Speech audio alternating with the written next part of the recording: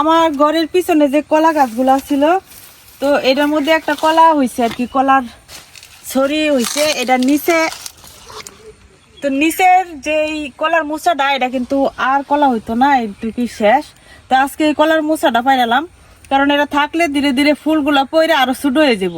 তো কলার মোচাটা পারলে আর কলাগুলা বড় হইতে সুবিধা হইব, নাহলে কিন্তু কলার মোচা সব সার টাইনে নিব। তো কলার মোচাটা পাইলে আজকে কলার মোচার ভরা করাম চালের গুঁড়া দিয়া।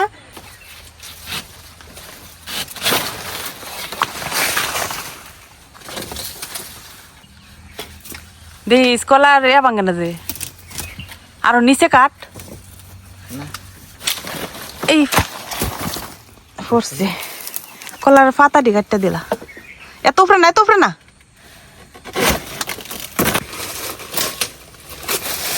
বর্ষাকালে এই জায়গাটার মধ্যে আওয়ানি যায় না।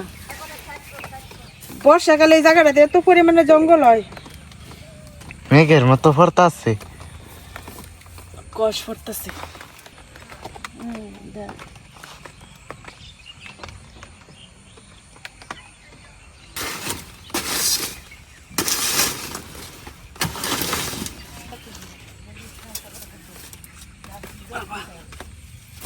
কলার মুচাটা দেন কত বড়।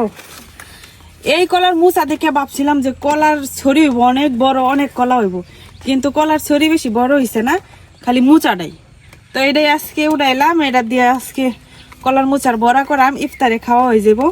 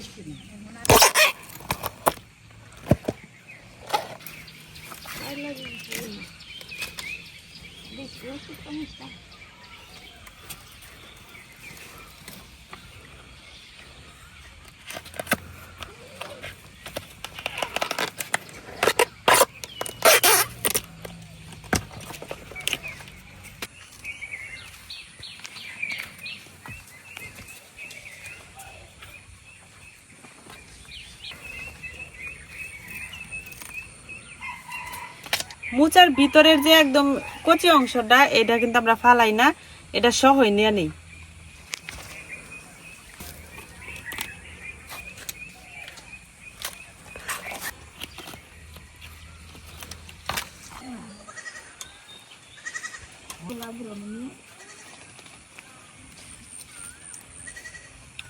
মুচাটা এখন পরিষ্কার করে নিতেছি। মুচার ভিতরে যে শক্ত অংশগুলো আছে, এগুলা হইতেছে বের করে ফেলাই দেওয়া লাগবো, পরে কাটটা একদম কুচি কুচি কইরা পরে বড়া বানাই আমার কি। এই যে শক্ত অংশগুলো ফেলাই দেওয়া লাগবো। কলার মুচা কাটলে হাত একদম কালো হয়ে যায় কষে।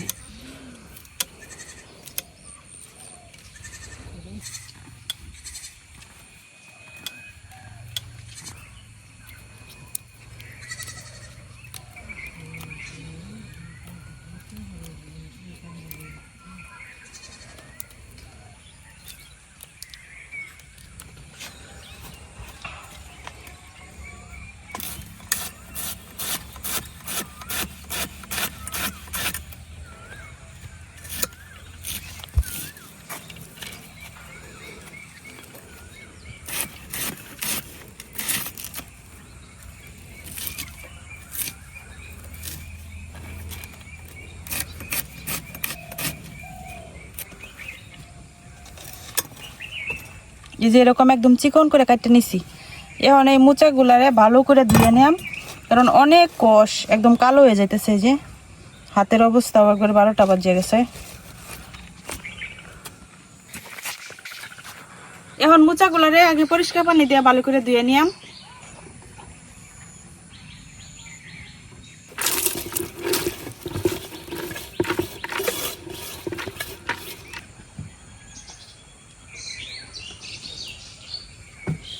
কলার মুচাটা কাটতে নিছি, ধুইয়াও নিছি, এখন হচ্ছে মাখাই নিয়াম।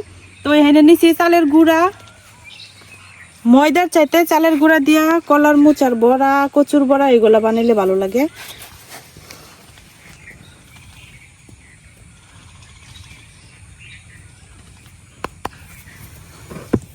লবণ, মরিচের গুঁড়া, ধনিয়া, হলুদের গুঁড়া, জিরার গুঁড়া, এখন সব কিছু খুব ভালো করে মাখাই নিয়াম অল্প একটু পানি দিয়া।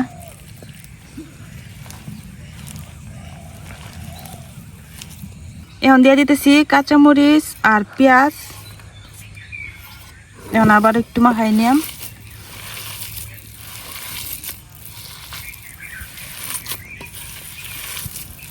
আমার কলার মুচা মাখানো শেষ। এখন হাতটা ধুইয়া আগে চুলাটা ধরাই নেই।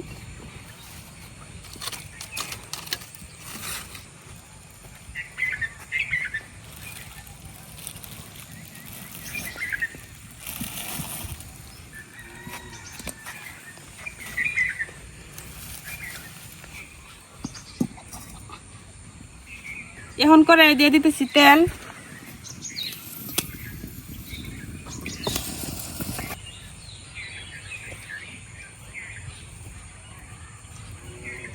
তেল গরম হয়ে গেছে, এখন আমি একটা একটা করে বড়া ভাজে নিয়াম।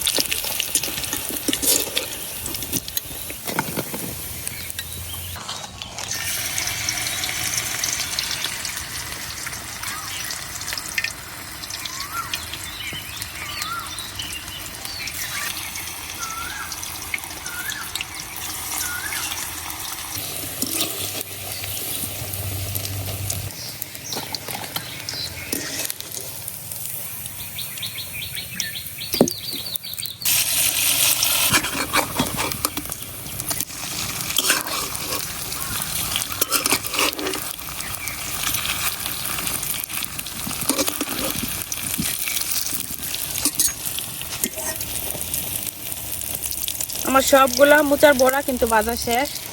এই যে দেখেন কত সুন্দর হয়েছে, একদম মনে হইতেছে কাবাব, মাংসের কাবাবের মতো। তৈরি হয়ে গেছে আমার আজকের ইফতারের জন্য কলার মোচার বড়া বা কলার মোচার কাবাব বা কলার মোচার কুফতা, যে যেটাই বলে আর কি। তো আমরা বড়াই বলি। দেখেন এক একটা বড়া মনে হইতেছে যে মাংসের কাবাব, একদম কালারটা কি সুন্দর হয়েছে। আর চালের গুঁড়া দিয়ে এই বড়া বানাইলে কিন্তু এরকমই হয়, অনেকক্ষণ যাবত মুচমুচা থাকে আর কালারটা অনেক সুন্দর হয়।